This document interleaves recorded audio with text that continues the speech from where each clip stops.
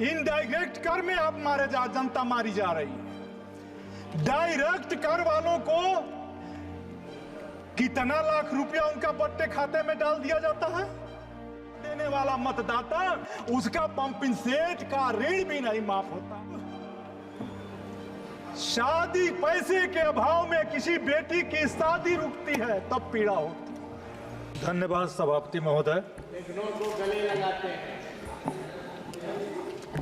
जब नाश मनुष्य पर आता है पहले विवेक मर जाता। सभापति जी, सब चंगा से सरकार की बातों को हम लोग सुना जाए उस पक्ष के तो सब ठीक है, कहीं कोई गड़बड़ी नहीं। धन प्रबंधन एक बड़ा विषय है और आपके माध्यम से सत्ता पक्ष से कहना चाहता हूं, बहुत कम समय, केवल एक उदाहरण देकर बात खत्म करूं।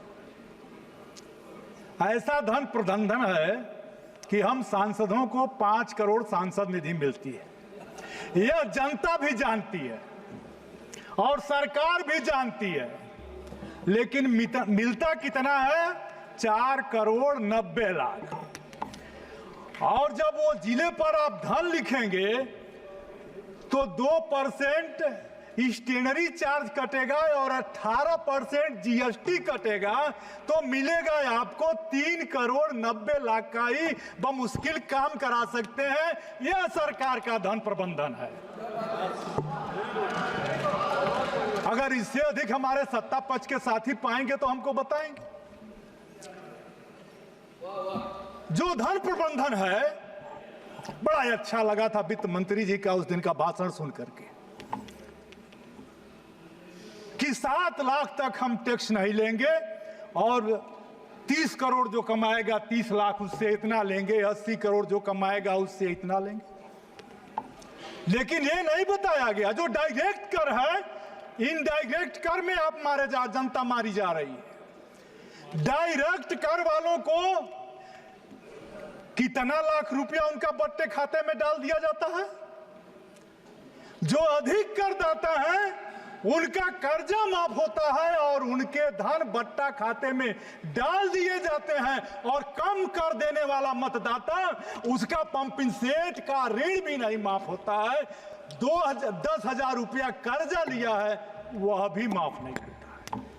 मैं सत्ता से कहूंगा सब चंगा से, लेकिन कब चंगा से? जब रेड सिग्नल पर आपका शीशा पोंछते हुई कोई बेटी और कोई बेटा न मिले।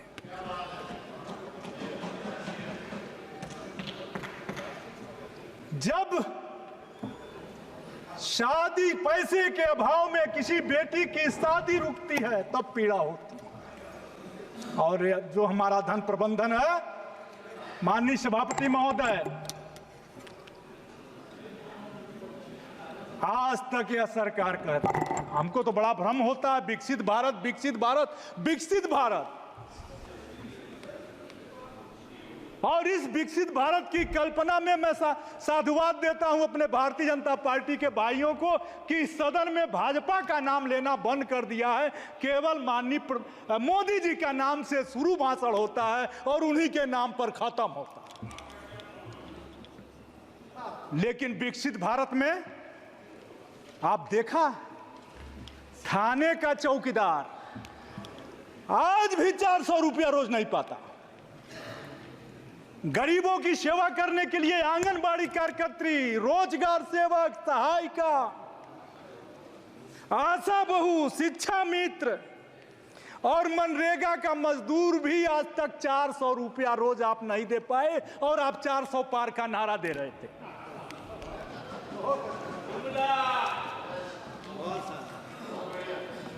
आपने बड़ा शौचालय बनाया, इतना शौचालय बनाया कि कितने का? 12,000 का। अरे जाइए 5 स्टार होटल में एक कमरे का भाड़ा 12,000 है। लाख में मैं भी लाख वाले में नहीं गया मैं। हाँ, ये जरूर है कि आप जल नल से पानी दे रहे हैं फ्री में,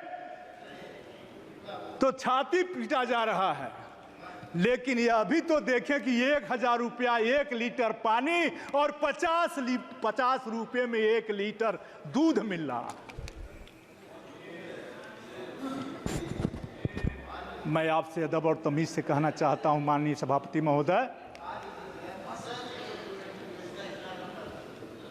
टैक्स, इनडायरेक्ट टैक्स किस तरह से आता है? सभी सांसद हमारे बैठे हैं और सरकार के लोग भी अगर बड़ी गाड़ियों से न जा रहे हों तो हर शहरों में लेबर बाजार लग रहा और वहां 400, 500, 1000 लेबर। और कोरोना के बाद जो आपने की व्यवस्थाओं से हजारों किलोमीटर लोग पैदल चले। ट्रेन हमारी थी लेकिन लोगों को पैदल चलना पड़ा, मरे, सारे रोजगार बंद हुए। और वह लोग जो लेबर हैं वो काम के अभाव में इतने महंगे सीमेंट, छड़, मालिक घर बनाना बंद कर दिए।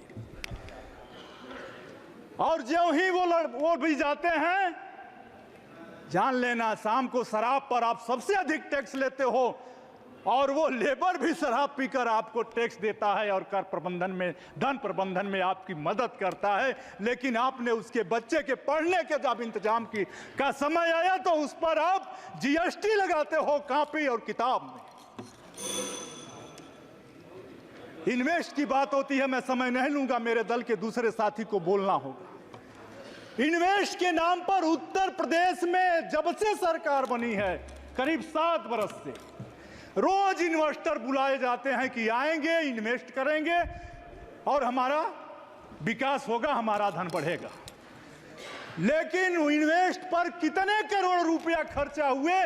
जितने करोड़ रुपया खर्चा हुए उतने का भी निवेश हमारे प्रदेश में नहीं हुआ। आप निवेश ठीक करेंगे नहीं, आप उधार देंगे, उधार लेंगे नहीं,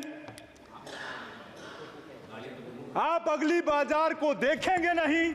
आपने माल संस्कृति ला दी। आप भूल गए कि छोटा व्यापारी 1000 रुपए में किराए की दुकान लेता है, 500 रुपया, 1000 रुपया उस दुकान का भाड़ा देता है। छोटी दुकान खोला था और आपने ऐसा बढ़ावा दे दिया कि अब नेट से मार्केटिंग हो रही है। उसको मार्केटिंग जब शुरू हो गई, लोग फोन कर दे रहे हैं, माल वालों का माल तो घर आ जा रहा है, माल वालों के किराना का सामान उनके फोन से घर आ जा रहा है, माल वालों का जूता, चप्पल, कपड़ा, सौंदर्य सामग्री केवल फोन से सब्जी तक उनके घर पहुंच जा रही है। लेकिन जो गरीब दुकानदार है, व्यापारी है, जरा उसकी दशा पूछो, अपने दुकान का भाड़ा तक नहीं दे पा रहा है, उसका किराया तक नहीं दे पा रहा। इसलिए मैं अंत में इतना ही कहूंगा कि जो आपने व्यवस्था दी है, इन व्यवस्थाओं की बदौलत आप विकसित हो सकते हैं, ऑनरेबल मेंबर श्रीमती ज्योति, लेकिन देश का गरीब नहीं विकसित होता है। और जब तक देश की झोंपड़ी नहीं विकसित होती है, में आवास आप बना रहे हैं, बनेगा 1 लाख रुपए में, 1,20,000 में आवास। हाँ बोल दिया, नाम बोला उसका, नहीं बैठ कर दूर से।